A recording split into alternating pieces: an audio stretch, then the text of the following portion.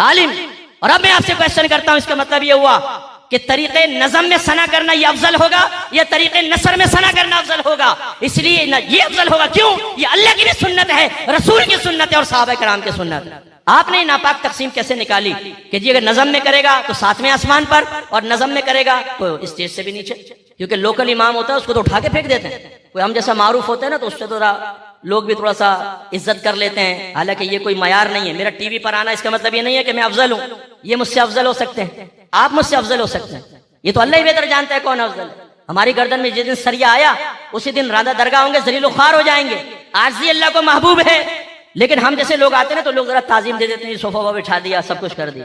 مسجد کا لوکل امام اگر وہ عالم اور مفتی بھی ہو اس کا حشر خراب ہو جاتا ہے. آپ نے دیکھا ہے کبھی؟ بڑا نعت خان آتا ہے اس کو پتہ نہیں چلتا امام صاحب کہاں گئے، پتہ چلا پیچھے گرے پڑے ہیں وہ بیچارے.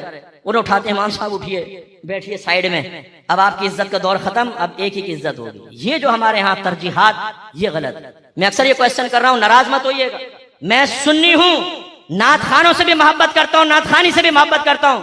یہ بار بار میں اس لیے کہتا ہوں، مجھے پتا ہے ہم میں بہت سارے ایسے بیٹھے ہوتے ہیں، یار مفتی صاحب نا تھوڑا سا پٹڑی سے اتر گئے. بھائی پٹڑی پہ چڑھے ہوئے میرے سامنے آ کر بیٹھ، میں دیکھتا ہوں پھر تجھے کہ کون پٹڑی پہ چڑھا ہوا ہے کون اترا ہوا ہے. بیٹھو ڈیبیٹ کرو. ہم تو دلائل سے گفتگو کر رہے ہیں نا.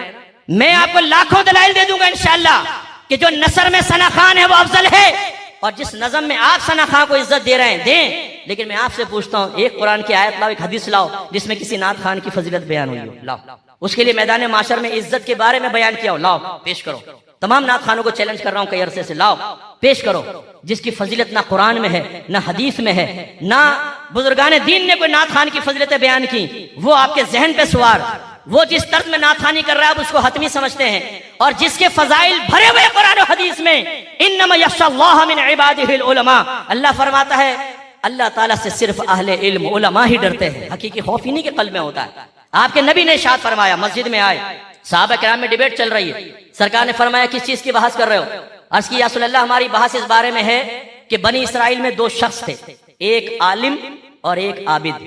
عالم صرف فرض نماز پڑھتا اور لوگوں کو علم سکھاتا تھا، اور عابد دن میں روزے رکھتا، رات کو اٹھ کے نمازیں پڑھتا تھا.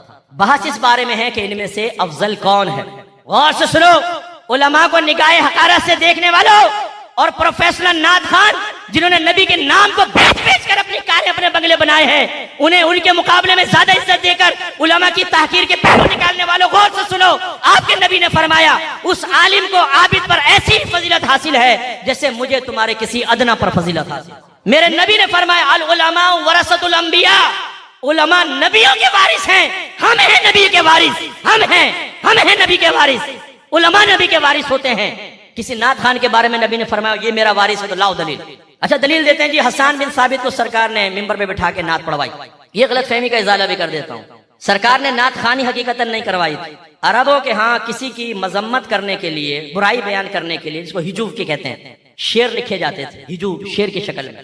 کچھ لوگوں نے نبی کریم کی اس طرح شعر کی شکل میں ہجوب کی، تو نبی کریم نے حضرت حسان بن ثابت رضی اللہ تعالیٰ عنہ کو فرمایا حسان تم شعر کی شکل میں اس کا جواب دو، کیونکہ حکمت رسول یہ تھی کہ شعر زیادہ سر انداز ہوتے تھے عربوں کے ہاں. اسی شکل میں جواب دو یا تین واقع ہوں گے زندگی میں، بس اس کے علاوہ نہیں. ایسا نہیں ہوا تھا خدا نہ خواستہ کہ حسان بن ثابت نے صدیق اکبر کی مسجد میں 6 شعر پڑھے اور کہا کہ اچھا جی میں چلتا ہوں دوسری محفل میں جانا ذرا. وہاں بھاگ لیے، وہاں پڑھے، تیسری میں، چوتھی میں، پانچویں، یہاں سے پیسہ، وہاں سے پیسہ، وہاں سے پیسہ، وہاں سے پیسہ، وہاں سے پیسہ. جہاں سے کم ملا وہاں ناراض ہو گئے، جہاں سے بالکل نہیں ملا ان کو فون کر کے کہا آئندہ تیری کبھی محفل میں نہیں آؤں گا کمبخت، تو نے میری اتنی بڑی بے عزتی کر دی. تیسرے کی محفل میں گئے، بہت زیادہ ملا، تو چاہے وہ داڑھی منڈا ہو، چاہے وہ ڈبہ جعلی پیر ہو، عورتوں کو جفیاں دیتا ہو، انہیں سینے سے لگاتا ہو، ان کو پیار کرتا ہو، اس کے تعریف کے کلابے ملا دیے، شعر پڑھ دیے اس کے لیے، کیونکہ پتا ہے جی پیر صاحب بہت کچھ عطا فرمائیں گے. وہ پیر بھی اپنے مریدوں کا سارا خزانہ لوٹ کے ادھر ہی نکالتا ہے، بیٹا میری تعریفیں کر تاکہ یہ بیٹھا ہوا مجمع مجھ سے متاثر ہو کر بیعت کر لے. بد مذہبوں کے جن کو آپ بد مذہب کہتے ہیں انہوں نے اگر محفل رکھوائی ہے اس میں جا کے نعتیں پڑھ دی ہیں پیسے کے لیے. تو یہ میں آپ کو سمجھانا چاہ رہا ہوں کہ جن کو آپ ترجیح دے رہے ہیں، میں آپ سے پوچھتا ہوں اللہ رسول نے بھی ان کو ترجیح دی ہے کہ نہیں دی ہے؟ جن کے فضائل بیان کیے، جن کے مناقب بیان کیے، جن کو اپنا وارث قرار دیا، آپ ان کے قریب نہیں آتے اور ان چیزوں کے ساتھ آپ لگ کر ترجیحات کو بھول بیٹھے ہیں. آج نعت خان آپ کو نجات دلوائے گا، نعت خانی آپ کو نجات دلوائے گی، درس قرآن نہیں، درس حدیث نہیں، عالم دین نہیں. خدا کی قسم میدان معاشر میں عالم آپ کے کام آئے گا، اس لیے کہ آپ کے نبی نے فرمایا میدان معاشر میں شہداء اور علماء کو بلایا جائے گا. شہیدوں سے اللہ فرمائے گا تم جنت میں جاؤ، علماء سے فرمائے گا ٹھہر جاؤ اور لوگوں کی شفاعت کرو. علماء آپ کی شفاعت کریں گے.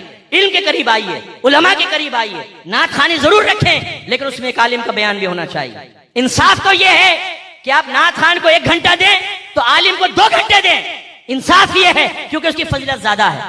یہ نہیں کر سکتے برابر تو دے دو یار، یہ تو نہ کرو کہ 1.5 گھنٹہ نعت خوان نے رمجم کیا اور اس کے بعد جب عالم نے بیان شروع کیا تو آپ نے کان میں کہا حضور تھوڑا مختصر رکھیے گا، کیونکہ نعت سے پیٹ بھر چکے ہیں، سب فیڈ اپ ہو چکے ہیں، اب آپ بیان کریں گے لوگ سننے کے لیے تیار نہیں ہیں، دیکھ سے ہم ڈھکن ہٹا چکے ہیں، بریانی کی خوشبو پہنچ چکی ہے سب تک، اس لیے تیزی کے ساتھ جو ہے نا آپ بس ختم کریں، 2-4 بس حدیثیں آیتیں سنائیں، اس کے بعد لوگوں کو چھوڑ دیں۔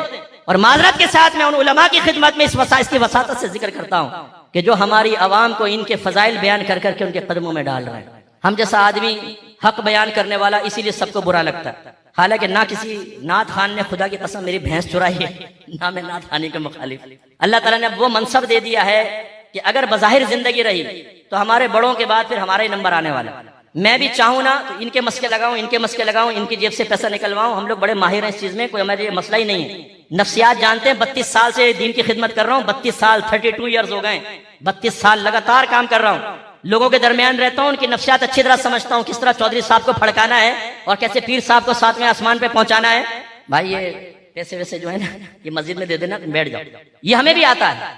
آج کے دور میں ہمارے یہاں مقولہ چل رہا ہے یار برائی سر نہ لو، ہم کیوں برے بنے؟ بعض کہتے ہیں مفتی صاحب کون سے یہ رک جائیں گی نعت خوانیاں، تو میں کہتا ہوں اللہ نہ کرے ہماری نعت خوانیاں رکیں، سرکار کی ثنا دونوں طرح سے ہو، نثر میں بھی ہو نظم میں، میں کب چاہتا ہوں کہ رکیں؟ ہم چاہتے ہیں قرینہ سیکھیے، ترجیحات متعین کریں، نعت خوانی آپ کی ترجیح نہیں ہونی چاہیے، وہ ضمنی چیز ہے، مستحب ہے، کریں۔ اصل کیا ہے؟ عالم، علم، علماء کو عزت دیں، ان کے بیان کروائیں۔ اگر آپ اپنی محفل رکھوا رہے ہیں، جی میری شادی ہونے والی ایک محفل میلاد کی محفل رکھیے تاکہ برکت ہو، اس میں آپ ایک عالم کو بھی بلائیے جو آپ کو نکاح کے مسائل بتائے، نکاح کے فضائل بتائے۔ اللہ کے کرم میں میرا جب بھی کہیں نکاح کے معاملے میں بیان ہوتا ہے میں پورا اس کا ایک نقشہ کھینچتا ہوں، نکاح کے مقاصد بتاتا ہوں۔ مجھے پتا ہے ہماری عوام کی حالت کیا ہے، آپ میں سے بہت سارے ایسے بیٹھے ہوں گے جن کو نکاح کا مقصد شرعیہ نہیں پتا کہ کیوں نکاح کیا جاتا ہے، شریعت نے کیوں نکاح کو مشروع رکھا ہے۔ ہم سمجھتے ہیں بیوی کو سارا مل جاتا ہے، ہمیں آسانی مل جاتی ہے، استری والے کپڑے، بچے، ڈسٹنگ، پکا ہوا کھانا، یہی مقاصد نکاح ہیں۔ ارے بھائی بہت سطحی نکاح کے مقاصد لے لیے، یہ تو ماسی بھی کر لے گی، مادر لے تو پیسے دے کر، اگر نفسانی خواہش ہی پوری کرنی ہے تو لوگ ناجائز طریقے سے بھی کر رہے ہیں۔ یہ بنیادی مقاصد نہیں ہے، ہاں یہ بھی مقاصد میں شامل ضرور ہے لیکن بنیادی نہیں ہے، بنیادی مقصد کچھ اور ہے، وہ پھر ہم بیان کرتے ہیں۔ تو علماء کو بلا کر ان کا بیان کریں، انہیں بھی عزت دے، احترام دے، وہ حقیقتاً وہ ثناخواں افضل ثناخواں ہیں۔ اور آخری میں اس کا ایک اثر آپ کو بتاتا ہوں، آپ کا بچہ جب کسی نعت خوانی میں جائے گا نا اور نعت خوان کو دیکھے گا، بڑے نعت خوان کو، ہم لوگ باہر جاتے ہیں نا تو پاؤنڈ اور ڈالر میں لوگ پیسہ دیتے ہیں، اگر فوراً آپ کو کیلکولیشن کریں گے تو آپ اندازہ کریں گے کہ پاکستان کے 3-4 لاکھ تو جمع ہو گئے ایک ہی ٹائم کے اندر، اور ایک رات میں 3 محافل، 15-20 دن کا ٹور ہے تو اندازہ کر لیں کہ کتنے لاکھ روپے ہوں گے۔ اللہ اور برکت دے، میں کوئی سے کوئی ہمیں جلن کڑن نہیں ہے، جو اللہ نے ہمیں دیا ہے ہم میدان محشر میں دکھائیں گے آپ کو کہ وہ کیا ہے، لیکن میں آپ کو یہ کہہ رہا ہوں کہ آپ کا بچہ جب یہ دیکھے گا پھر وہ امام صاحب کے پاس آئے، امام صاحب آپ کی تنخواہ کتنی ہے؟ بیٹا 20,000، بڑی مشکل سے گزارا ہوتا ہے، ہاتھ پاؤں مارنے پڑتے ہیں۔ مؤذن صاحب آپ کی کتنی ہے؟ 15,000۔ آپ کے مدرسے کے شیخ الحدیث کی تنخواہ کتنی ہے؟ 25,000۔ وہ کہے گا 15,000، 10,000، 20,000، 25,000 پورے مہینے کی محنت کے بعد، اور وہاں پر ہیرو اہل سنت کو ایک محفل کے اندر 1.5-2 لاکھ، وہ بھی ایک محفل میں، 2 میں 3 لاکھ، 3 میں 4.5 لاکھ۔ بھائی تو کیا ضرورت ہے عالم بننے کی؟ کیا ضرورت ہے مسجد کے امام بننے کی؟ کیا ضرورت ہے مؤذن بننے کی؟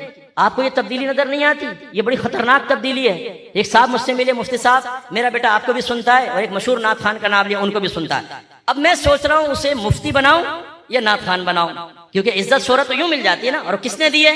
آپ لوگوں نے دی ہے۔ ایک عالم کو آپ اتنی عزت دینے کے لیے تیار نہیں ہیں، وارث نبی کو دینے کے لیے تیار نہیں ہیں، جس کی فضیلتیں بیان کی اس کو دینے کے لیے تیار نہیں، جو میدان معاشر میں آپ کو اشارہ کر کے بخشوا لے گا اس کو عزت دینے کے لیے آپ تیار نہیں، آپ اس کو عزت دینے کے لیے تیار جو رم جم کرے، جو آپ کو ایموشنل کرنے کے لیے شعر پڑے تاکہ آپ کی جیبوں سے پیسہ نکلے، اور اس میں بعض ملے ہوئے بھی ہوتے ہیں، بعض کھڑے ہو کے نا پہل کرتے ہیں، وہ طے ہوتا ہے کہ یہ پیسے واپس دے دیو، وہ گن کے کرتا ہے نا بعد میں، لیکن وہ ایک کرے گا، دوسرا، پھر تیسرا، پھر چوتھا، پھر 5واں، اور بس۔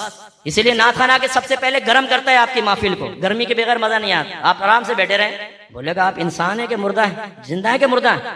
اے اللہ جو میری نعت پر جھومے اس کو مدینہ دکھا دے، اے اللہ ان کی غیرت جگا دے۔ تو آپ کہتے ہیں یار غیرت سے خالی کہہ رہا ہے اور اس کے کہنے سے مدینہ مل جائے گا؟ جھومو بھائی، ایسے نہیں بیٹھو، ہاں جھومو، ایک دوسرے پہ گرنا شروع ہو جائیں گے۔ پتہ ہے کہ یہ بدتمیزی ہے سرکار کی محفل مجلس کے اندر اس طریقے سے حرکتیں کرنا، یہ گستاخی ہے، میں کہہ رہا ہوں یہ گستاخی ہے، غلط ہے، یہ بالکل ساکت ادب سے سرکار کا کلام سنیں۔ یہ نہ کریں ایک دوسرے کے اوپر گر رہے ہیں اور جیسے میں نے آپ کو کہا ایکو ساؤنڈ والا چلا دیتا ہے، بھائی کیا کر رہا ہو، ابھی وہ ایکو بند کر دے ختم ہو جائے گا سر. بھائی جوش ہے تو ویسے ہی کرو نا. یہ جو چیزیں ہو رہی ہیں یہ غلط چیزیں ہیں. آپ کو میں عرض کرتا ہوں اپنے بچوں کو نعت خوان بنائیں لیکن پروفیشنل نعت خوان کبھی مت بنائیے گا، کیونکہ جب اس کو پیسہ ملنا شروع ہوگا، پیسہ کتنی گندی شے ہے، شہرت اور عزت ایسی خطرناک شے ہے، وہ اس کو پکا ریاکار بنا دیں گے. وہ نبی کی نعتوں کو بیچے گا، اپنی آواز کو بیچے گا، وہ پیسہ حاصل کرنے کے لیے شعر پڑے گا اور میدان محشر میں اللہ اس کو چھوڑے گا نہیں. یاد رکھیں، یہ میں نہیں کہہ رہا ہوں، یہ حدیث کہہ رہی ہے. مسلم کی روایت ہے، سرکار فرماتے ہیں میدان محشر میں 3 اشخاص کو لایا جائے گا. ایک عالم ہوگا، قاری ہوگا، دوسرا شہید، تیسرا سخی. اللہ تعالیٰ تینوں سے پوچھے گا میں نے تمہیں نعمت دی تھی؟ بالکل اللہ تعالیٰ دی تھی. کیا کیا تم نے جواب میں؟ شہید کہے گا اللہ تعالیٰ میں اتنا تیری راہ میں لڑا کہ شہید ہو گیا. قاری صاحب کہیں گے اللہ میں نے بہت قرآن پڑھا اور پڑھایا. تیسرا کہے گا اللہ میں نے تیرا دیا ہوا مال تیری راہ میں بہت خرچ کیا. جواب سنیں، اللہ تعالیٰ فرمائے گا تم نے جھوٹ کہا. شہید سے فرمائے گا تو نے اس لیے شہادت حاصل کی تاکہ تجھے شہید کہہ لیا جائے، سو کہہ لیا گیا. قاری سے فرمائے گا تو نے اس لیے قرآن پڑھا کہ تجھے قاری کہا جائے، سو کہہ لیا گیا. سخی سے فرمائے گا تو نے اس لیے مال خرچ کیا تاکہ تجھے سخی کہا جائے، سو کہہ لیا گیا. اس کے بعد اللہ کے نبی فرماتے ہیں اللہ تعالیٰ کے حکم سے فرشتے انہیں منہ کے بھل گھسیٹ کر جہنم میں ڈال دیں گے. اور ایک روایت میں وہ پہلے اشخاص ہوں گے جن سے جہنم کی آگ کو بھڑکایا جائے گا. جو اللہ کے نبی کے نام کو بیچنے کی نیت سے پڑے گا وہ تباہ ہوگا، تباہ. یہ میں نہیں کہہ رہا ہوں کہ ہر نعت خوان یہ لالچی ہوتا ہے، ہر نعت خوان اسی نیت سے پڑھتا ہے. نو، ہم دل کے حال نہیں جانتے. میں اس پر آپ کو مشورہ دے رہا ہوں اپنے بچوں کو بچائیں، کیونکہ آپ کا بچہ اس طرف آیا تو ہم الحمدللہ ظاہری علوم بھی رکھتے ہیں اور اللہ نے باطنی علوم بھی عطا فرمائے. میری کتاب آپ پڑھیں، قرب الہی، اس دور کی تصوف کی بہترین بکس میں سے ایک آپ اس کو محسوس کریں گے، اس لیے کہ ہم نے پورے تصوف کو قرآن، حدیث اور اپنے اکابرین کے اقوال سے مزین کیا ہے. پڑھ کر دیکھیں، اپنے بچیوں کو دیں، بچوں کو دیں. جو تربیت کا کام آپ کو کرنا ہے انشاءاللہ پونا کام تو یہ کر دے گی، ایک پاؤ رہ جائے گا وہ آپ کر لیجئے گا. پڑھ کر دیکھیں میری کتاب. یہ نہیں ہے کہ ہمیں روحانی علم نہیں، ہمیں پتہ ہے کہاں بدگمانی کرنا حرام اور کہاں بدگمانی کرنا فرض، کہاں پہ مستحب. پڑھے میری کتاب، آپ کو پتہ چلے گا. حسن ظن قائم نہیں ہوتا ہے، کیونکہ ایک نعت خوان اگر آپ اس کو فون کریں اور آپ یہ کہہ دیں، اس کو آزما کر دیکھیں، گراؤنڈ ریئلٹیز پہ کلام کریں گے. بڑے نعت خوان کو فون کریں اور کہیں جی نعت خوانی رکھوانی ہے. اچھا جی کب رکھوانی ہے؟ وہ جی اس تاریخ کو رکھوانی ہے. اور یہ بس یاد رکھیے گا پیسہ ایک بھی نہیں دیں گے ہم. اس کے بعد دیکھیں وہ ابھی سے آ کے یہاں خیمہ ڈال لے گا جذبے میں، 8-10 دن آپ کے پاس رہے گا تاکہ نعت خوانی میں پھر نعت پڑھ. دیر میں سمجھے. میں نے ایک نعت خوان کو فون کیا، بڑا نعت خوان ہے، بڑا نام ہے، اس کے اسسٹنٹ نے اٹھایا. مجھے ویسے بھی رکھوانی تھی، جھوٹ تو میں بولتا نہیں ہوں، لیکن مجھے تھوڑا سا میں نے کہا ذرا چھیڑتا ہوں. میں نے کہا کہاں ہے حضرت؟ آپ کون؟ میں نے کہا گناہ گار کو کیا جانیں گے، بس وہ ذرا ایک محفل رکھوانی تھی تو حضرت سے بات کرنی ہے. آپ مجھ سے بات کریں. میں نے کہا فلاں دن رکھنی ہے، حضرت تشریف لے آئیں گے؟ ہاں آ جائیں گے. میں نے کہا کچھ پیسے ویسے بھی لیں گے؟ بڑی عجیب بات کہی آپ نے، آپ کو اتنا نہیں پتا کہ نعت خوان کی کیا عزت اور عظمت ہوتی ہے. میں نے کہا میں معذرت چاہتا ہوں، ابھی تک میں اس عظمت تک پہنچ نہیں پایا تھا ناقص آدمی. کہنے لگے ویسے آپ ہیں کون؟ میں نے کہا بھائی مفتی محمد اکمل کہتے ہیں. ارے مفتی صاحب آپ پہلے کیوں نہیں بتایا آپ نے؟ یعنی اگر میں نہ بتاتا تم تو میری کھٹیا کھڑی کرتے. 2-3 ڈانٹ کے جملے بھی اس نے سنا دیے. میرے استاد محترم مفتی اشفاق رضوی صاحب UK میں تھے، مجھے بتا رہے تھے ایک بڑا نعت خوان وہاں پر آیا. کسی نے مفتی صاحب سے سوچا کہ ان سے سفارش کروا دیں، ان کی مان لے گا. تو مفتی صاحب نے ان کو فون کیا، ان کو نہیں ملا، اسسٹنٹ کو مل گیا.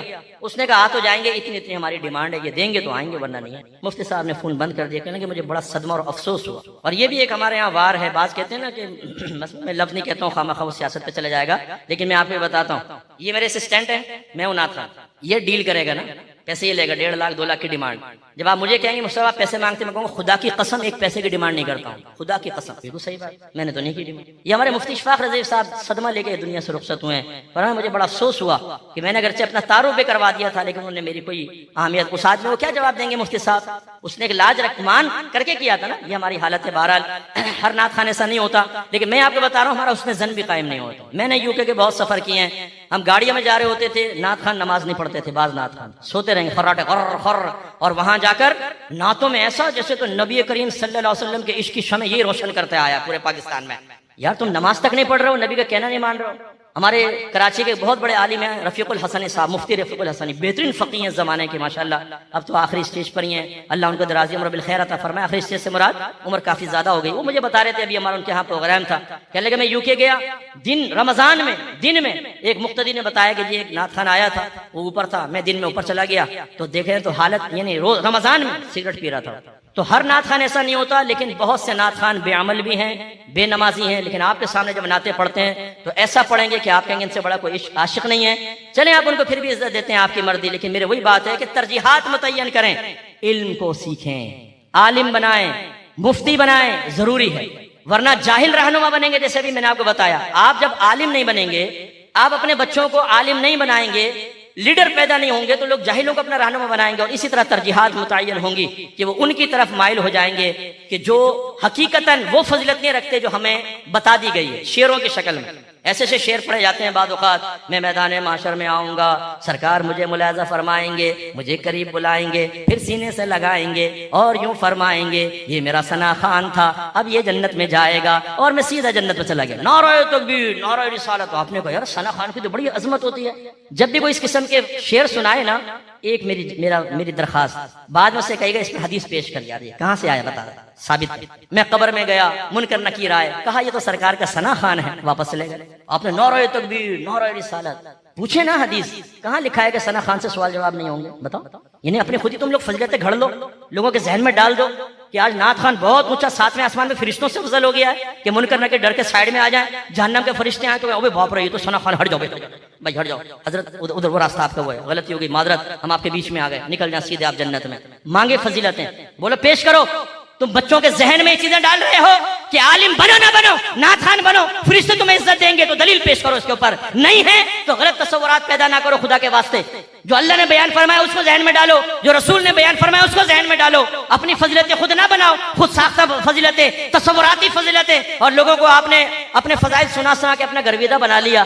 آپ کے گھر میں پریشانی ہے، میلاد کی محفل رکھوائیں، اور ضمناً اور کسی کو مت بلائیے گا، بلائیے گا مجھے، برکت تبھی پیدا ہوگی۔ بھائی یہ کیوں نہیں کہتا نعت خان؟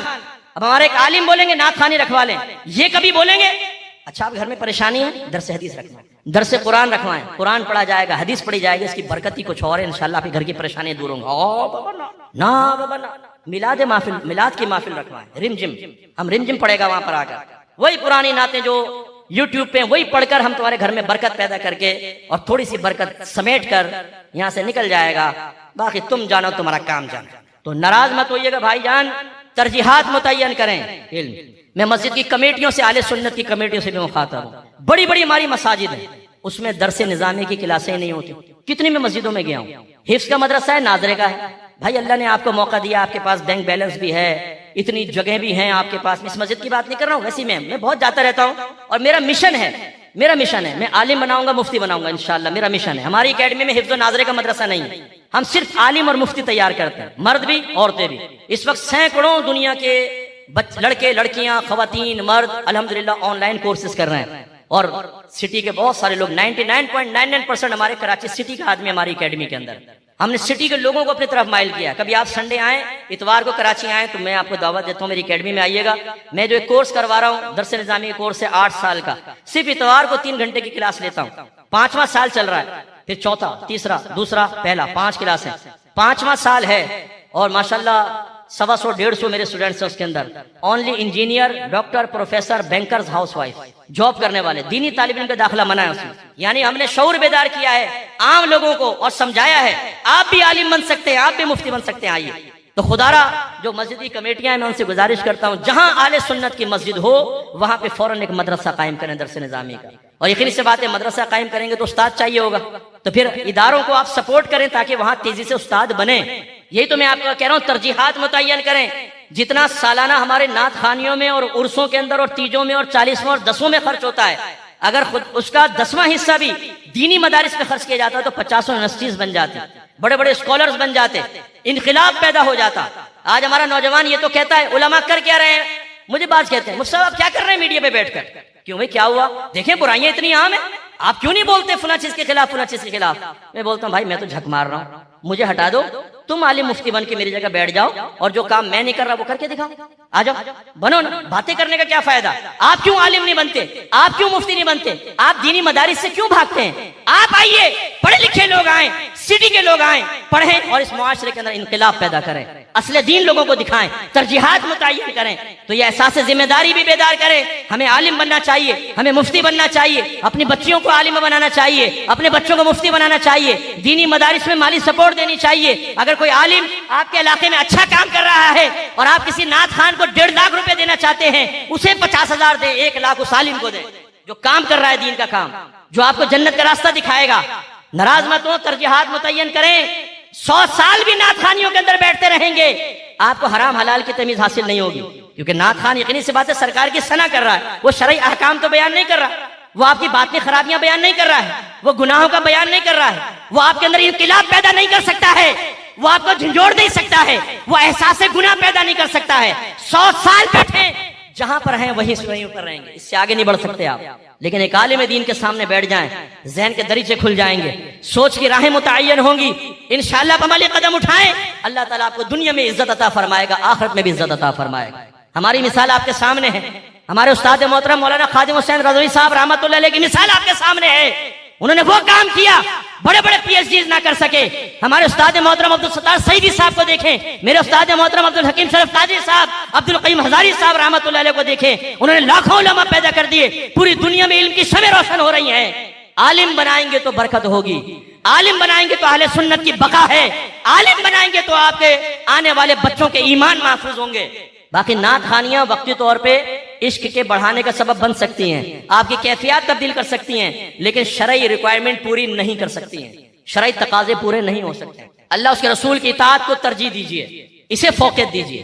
ہم ماں کی بھی مانتے ہیں, باپ کی مانتے ہیں, بیوی کے زلفوں کے اسیر ہو کر ماں سے بدتمیزیاں کرتے ہیں, بیوی کی بھی مانتے ہیں, چرسی موالی دوستوں کے مانتے ہیں. ترجیح متعین کرے کہ مانوں گا ٹھیک ہے جہاں جائز ہوگا, اور جب ناجائز ہوگا تو وہ مانوں گا جو میرا رب اور میرا رسول فرما رہا, جو علماء حق بیان فرما رہے ہیں میں تو وہ مانوں گا. ترجیح متعین کریں اور احساس ذمہ داری بیدار کریں.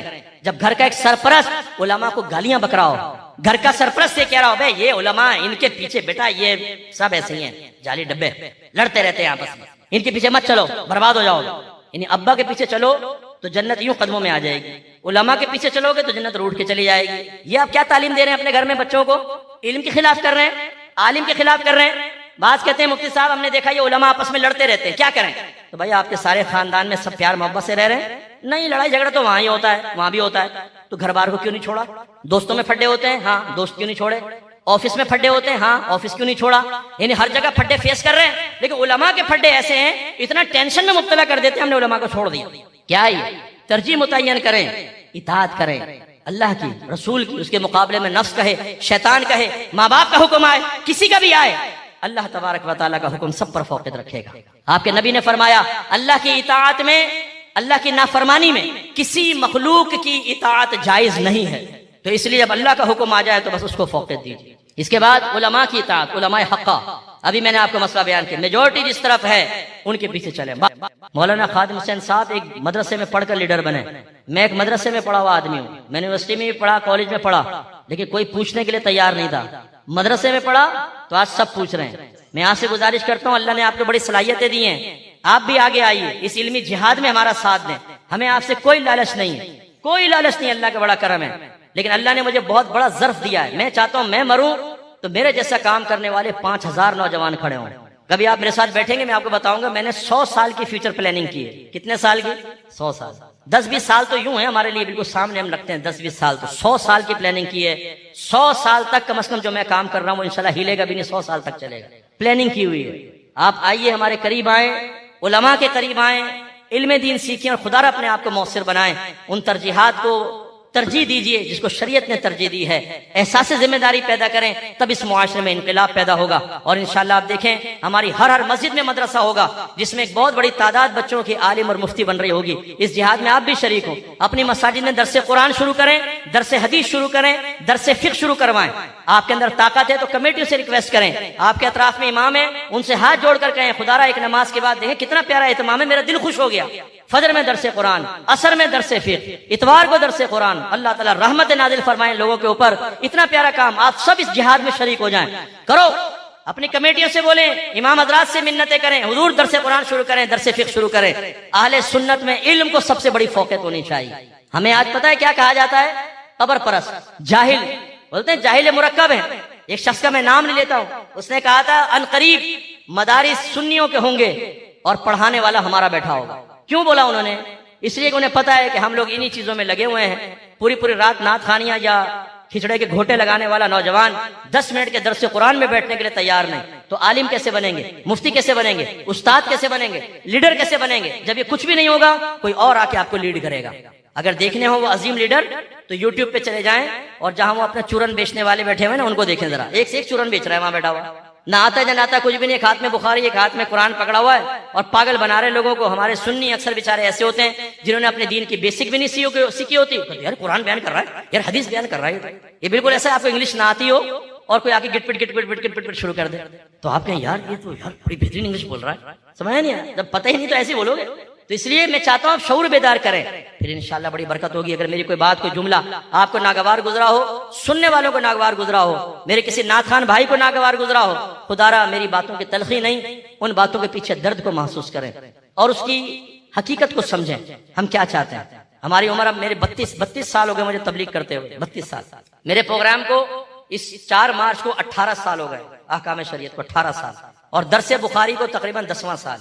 3 سال میں نے قرآن کی تفسیر بیان کی تھی، تدبر قرآن۔ میرا ہر پروگرام ایسے ہوتا ہے، مجھے میرے ادارے والے منع نہیں کرتے، اس میں کیوں ٹی وی کا احسان مانتا ہوں ان کی مینجمنٹ کا، ورنہ کسی کا پروگرام 3 مہینے سے اوپر نہیں چلتا، لیکن انہوں نے مجھے اتنی عزت دی ہوئی ہے اور اتنا میرا خیال کرتے ہیں کہ اگر میں کہتا ہوں میں ایک پروگرام کروں گا وہ کہتے ہیں کریں، یہ نہیں پوچھتے مجھ سے آپ کتنے عرصے کریں گے۔ تو آپ کو بتایا میں نے 10 سال ہو گئے درس بخاری کرتے ہوئے، 10 سال پوری درس بخاری بیان کروں گا انشاءاللہ، پورا قرآن، اس طرح پورے عقائد اسلام، عقائد اہل سنت، معمولات اہل سنت بما دلیل، یہ میں کیو ٹی وی پہ بیان کر چکا ہوں، بہت کافی پہلے الفرقان کے نام سے میرا پروگرام آتا تھا، وہ سارا بیان کیا۔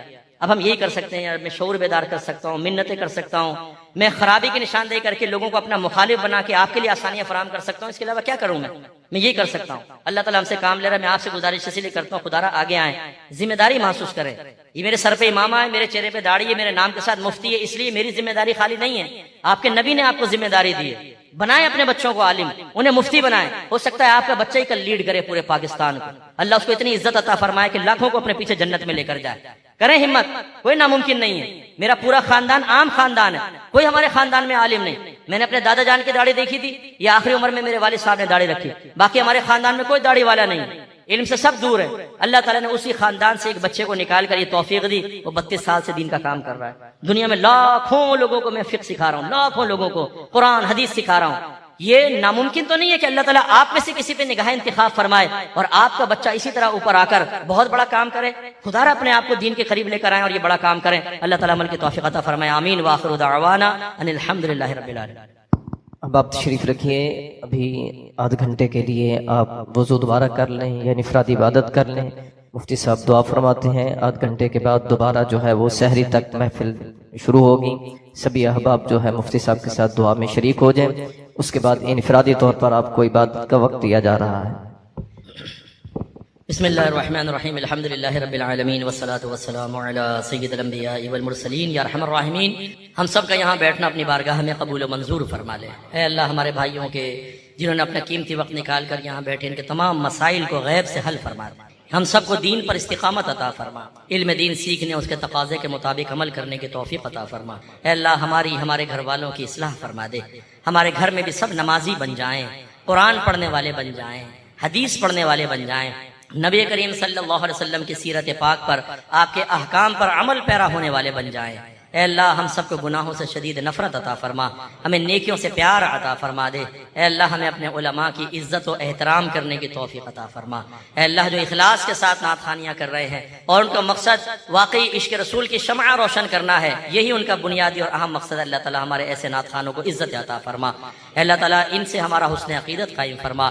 اے مالک مولا ہم سب کو علوم دینیہ اور دنیاویہ دونوں سیکھنے کی توفیق عطا فرما۔ اے اللہ میری یہ دعا ہے، یہاں جتنے بھائی بہن بیٹھے ہیں کم از کم اپنے ایک بچے کو، ایک بچی کو عالم، عالمہ، مفتی، مفتیہ بنانے کا ارادہ کرنے کی توفیق عطا فرما۔